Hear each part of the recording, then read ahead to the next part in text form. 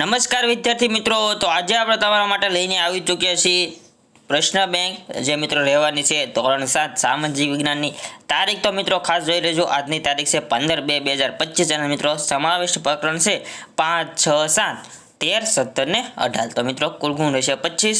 તો ચાલો મિત્રો આ એકમ કસોટીને આપણે જલ્દીથી શરૂઆત કરી દઈએ. અને આ મિત્રો એ ચેનલ પર નવા હોય તો સબસ્ક્રાઇબ કરી લેજો.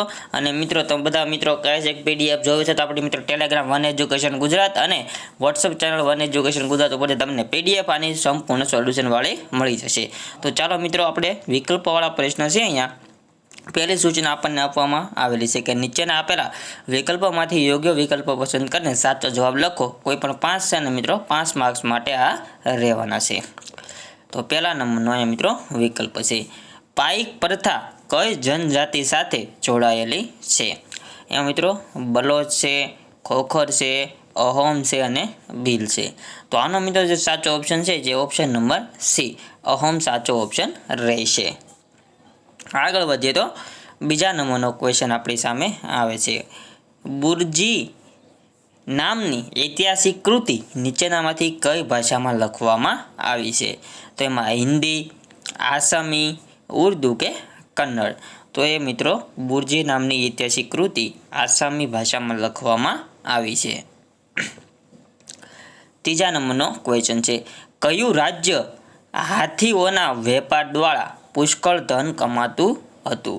તો મિત્રો અહોમ, પંજાબ, મુલતાન કે ગઢકઠંગા. તો મિત્રો આવશે ગઢકઠંગા. તે મિત્રો હાથીઓના વેપાર દ્વારા પુષ્કળ પ્રમાણમાં પૈસા કમાતું હતું. આગળ વધીએ તો 4મા નંબરનો ક્વેશ્ચન આપણી સામે આવે છે અહોમ સમાજમાં કુળને બીજા કયા નામે ઓળખવામાં આવતું હતું. તો અહોમમાં મિત્રો અહીંયા ઓપ્શન આપણી સામે ઘણા છે, 4 ઓપ્શન છે ગદખર, 84, ખેલ કે મિત્રો આવે છે 12 હોતા. તો આમાં મિત્રો જવાબ રહેશે ઓપ્શન નંબર સી ખેલ. આગળ વધીએ તો 5મા નંબરનો ક્વેશ્ચન આપણી સામે આવે છે કઈ પ્રથાથી જનજાતિના સભ્યો એકબીજા સાથે જોડાયેલા હતા. તો મિત્રો કબીલા, પાઈક, 12 હોતા કે ત્રણેયમાંથી એક પણ નહીં. તો મિત્રો કબીલા પ્રથાથી મિત્રો આ જનજાતિ એકબીજા સભ્યો સાથે જોડાયેલી હતી. તે કઈ જનજાતિ છે તે કોમેન્ટ બોક્સમાં જણાવી દેજો. 6થા નંબરનો ક્વેશ્ચન છે પંજાબમાં કઈ કઈ જનજાતિ મુખ્ય હતી. તો મિત્રો અહીંયા હતી, અત્યારે હાલની નથી પૂછતા, હતી એનું પૂછે છે. તો ભીલ અને મુંડા, ખોખર અને ગખ્ખર, ચેર અને ગોડ અને ત્રણેયમાંથી એક નહીં. તો 6થા નંબરમાં જવાબ આવશે ઓપ્શન નંબર બી ખોખર અને ગખ્ખર, જે મિત્રો જનજાતિ મિત્રો મુખ્ય વસવાટ કરતી હતી. 7મા નંબરનો ક્વેશ્ચન છે કઈ જનજાતિ ભારતની જૂની જનજાતિઓમાંથી એક છે મિત્રો. તો ગોળ, ભીલ, અહોમ કે ત્રણેયમાંથી એક નહીં. ઓપ્શન નંબર 7માં ઓપ્શન એ ગોળ સાચો નંબર જે છે મિત્રો આવશે. આગળ વધીએ તો હવે આપણે 8મા નંબરનો ક્વેશ્ચન આપણી સામે આવે છે નાગા, કુકી, મિઝો કે અહોમ વગેરે જનજાતિ ભારતના કયા વિસ્તારના પ્રભુત્વ ધરાવતી હતી. તેમાં પશ્ચિમ ભારત, દક્ષિણ ભારત, ઉત્તર પૂર્વ ભારત કે વાયવ્ય ભારત. તો ઓપ્શન નંબર સી જે મિત્રો 8મામાં ઉત્તર પૂર્વ ભારત આમાં જવાબ સાચો રહેશે. 9મા નંબરનો ક્વેશ્ચન આવે છે મુલતાન અને સિંઘમાં નીચેનામાંથી કઈ કઈ જનજાતિઓનું આધિપત્ય હતું. તો કોળે અને બેરાત, લંઘા અને અર્ધૂન, ભીલ અને સંથાળ, ગોળ અને ચેર. તો આટલી આપણને જનજાતિ આપેલી છે. તો ઓપ્શન નંબર 9 છે જે મિત્રો વિકલ્પવાળા પ્રશ્નમાં બી નંબર સાચો આવશે, લંઘા અને અરખૂન. આગળ વધીએ તો હવે મિત્રો 10મા નંબરનો ક્વેશ્ચન આપણી સામે આવે છે. 10મા નંબરનો ક્વેશ્ચન છે અમરદાસ કઈ જનજાતિ સાથે જોડાયેલા છે. તો અમરદાસમાં 4 જાતિ આપી છે ગોળ, સંથાલ, ચેર અને ખોખર. જે 10મા નંબરનો ક્વેશ્ચન છે એમાં ઓપ્શન નંબર એ ગોળ સાચો જવાબ રહેશે. આપણી સામે હવે 11મા નંબરનો ક્વેશ્ચન આવે છે રાણી દુર્ગાવતીનું નામ કઈ જનજાતિ સાથે જોડાયેલું છે.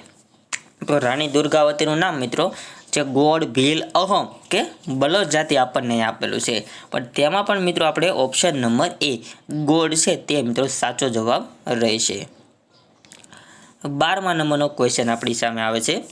કોળી, બેરાદ જેવી જનજાતિ હાલના કયા રાજ્યમાં અને મિત્રો પહાડી પ્રદેશમાં જોવા મળે છે? તો બે પ્રશ્ન પૂછ્યું છે, રાજ્ય અને પહાડી વિસ્તાર પણ એમની સાથે જોવે છે. તો ઉત્તર પ્રદેશ અને હિમાલય પ્રદેશ, મિત્રો રાજસ્થાન અને પંજાબ, તમિલનાડુ અને કેરળ અને કર્ણાટક અને મહારાષ્ટ્ર.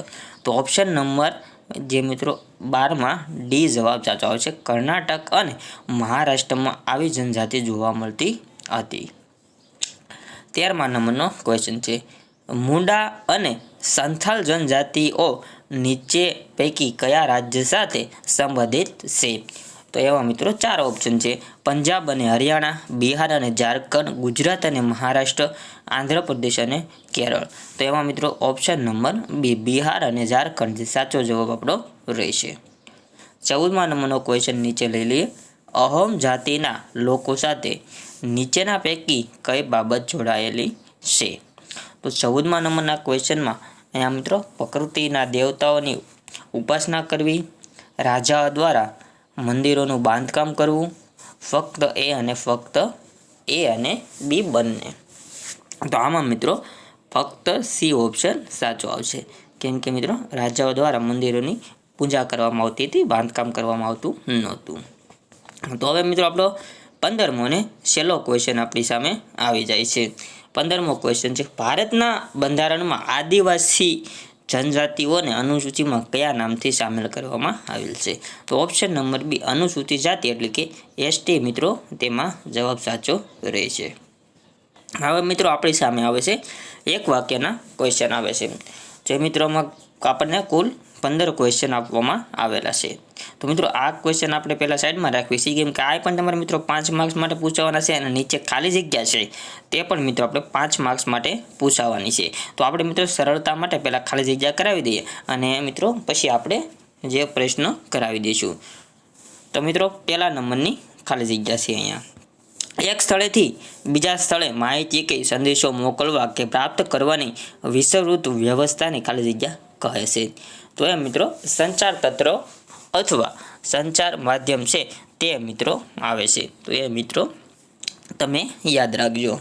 બીજા નંબરનો ક્વેશ્ચન છે, ભારતમાં ટેલિગ્રામ સેવા સૌપ્રથમ ખાલી જગ્યા અને ખાલી જગ્યા શહેર વચ્ચે શરૂ થઈ હતી? તો એમાં મિત્રો કોલકાતા અને ડાયમંડ હાર્બર મિત્રો આવે છે જવાબ. યાદ રાખજો, કોલકાતા અને ડાયમંડ હાર્બર. ત્રીજા નંબરનો ક્વેશ્ચન આપણી સામે આવે છે, આજનું સૌથી લોકપ્રિય દ્રશ્ય શ્રાવ્ય સંચાર માધ્યમ છે? તો એમાં મિત્રો આવશે ટેલિવિઝન. રેડિયો એક ખાલી જગ્યા પ્રકારનું સંચાર માધ્યમ છે, તેમાં પણ મિત્રો શ્રાવ્ય પ્રકારનું મિત્રો એ આવશે. 5મા નંબરનો ક્વેશ્ચન છે, મોબાઈલના વધુ પડતા ઉપયોગથી બાળકોના વિપરીત અસરો થાય છે? તો મિત્રો ઘણું બધું તમે દર્શાવી શકો છો, એ તમારે જાતે કરી લેવાનો રહેશે.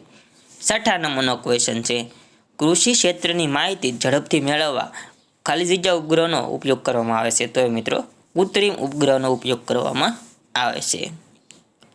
હવે મિત્રો 7મા નંબરનો ક્વેશ્ચન, વિદ્યાર્થીઓએ મોબાઈલનો ઉપયોગ ખાલી જગ્યા પૂરતો જ કરવો જોઈએ?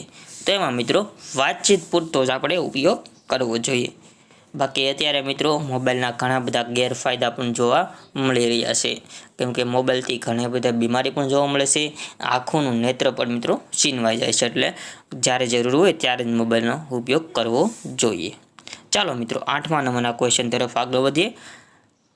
લખેલા કાગળો ખાલી જગ્યા દ્વારા તરત જ એક જગ્યાએથી બીજી જગ્યાએ પહોંચી શકાય છે? તો અત્યારે મિત્રો ઈમેલ અથવા કે ફેક્સથી આપણે મિત્રો તરત એક જગ્યાએથી કાગળ આવે કે મેં કે આપણે અહીંથી આપણે બીજા ગામ મોકલવાય તો પણ થઈ શકે, તાલુકા મોકલવાય તો પણ થઈ શકે છે. તે મિત્રો બધા અહીંયા થઈ શકે છે. 9મો છે, મિત્રોને શુભેચ્છા આપતા ખાલી જગ્યાના કાર્ડનો ઉપયોગ થાય છે? તો એ મિત્રો બધા અલગ અલગ યુઝ કરતા હોય એટલે એ જાતે તમે કરી શકો છો. 10મા નંબરનો ક્વેશ્ચન છે, કૃત્રિમ ઉપગ્રહને ખાલી જગ્યામાં તરતા મૂકવામાં આવે છે? તો મિત્રો જે મિત્રો આપણે કૃત્રિમ ઉપગ્રહ હોય છે તે બધાને ખબર જ છે. આપણે પેસ એટલે કે અવકાશમાં મિત્રો આપણા ઘણા બધા ઉપગ્રહો તરતા જોવા મળે છે. 11મો ક્વેશ્ચન છે, મોબાઈલ ફોનના પ્રકાશના કારણે ખાલી જગ્યાને નુકસાન થાય છે. તો એ મિત્રો આંખને નુકસાન થાય છે, કેમ કે ઘણા બધા મિત્રો આપણે પડખે મોબાઈલ રાખીને જે આંખ પાસે પડખે રાખીને મોબાઈલ જોતા હોય છે, તેની સીધી રોશની આંખમાં પ્રવેશે છે, એટલે આંખના જે મિત્રો કીકી હોય છે તેને ભારે નુકસાન જોવા મળે છે. એટલે બને ત્યાં સુધી ઓછો ઉપયોગ કરવો જોઈએ. 12મો છે, વોકી ટોકીનો સૌથી વધુ ઉપયોગ ખાલી જગ્યા ખાતામાં થાય છે. તો આમાં મિત્રો ઘણા બધા ખાતા નોંધ કરી શકાય છે, એટલે આપણે એનો સચોટ આન્સર આપી શકતા નથી. સંચાર માધ્યમનું સૌથી પ્રાચીન માધ્યમ કયું છે? તો એ પણ આપણને મિત્રો આન્સર જોડ્યો નથી. આ 14મા નંબરનો ક્વેશ્ચન, ભાષા સાથે ખાલી જગ્યા લિપિનો વિકાસ થયો. તો મિત્રો ચિત્ર લિપિનો વિકાસ થયો, યાદ રાખજો. 15મી અને છેલ્લી ખાલી જગ્યા, માનવી એક વિચારશીલ સામાજિક પ્રાણી છે અને ખાલી જગ્યા તેને મળેલ સૌથી મહત્વની ભેટ છે તે મિત્રો છે બુદ્ધિ. કેમ કે બુદ્ધિ છે તે મનુષ્યને એકને જ આપવામાં આવેલી છે, બીજા કોઈ પણ પ્રાણીને બુદ્ધિ આપવામાં આવેલ નથી. તો હવે મિત્રો અહીંયા નીચે જોડકા આવે છે.